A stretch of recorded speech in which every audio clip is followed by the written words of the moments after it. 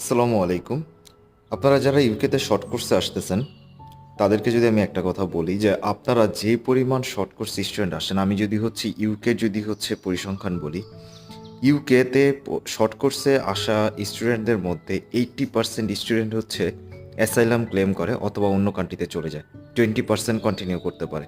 এর অন্যতম কারণ হচ্ছে আপনারা যে যোগ্যতা নিয়ে ইউকেতে আসেন, যেই স্কিল নিয়ে, সেই স্কিলটা আসলে ইউকের জন্য এনাফ না। বিষয়টা আপনাদের জন্য খুব খারাপ লাগতে পারে, বাট এটাই সত্যি। আপনারা সবাই শর্ট কোর্সের জন্য আগ্রহ হন কারণ আপনাদের স্কোরের জন্য, আপনাদের আইএলসের স্কোরের জন্য।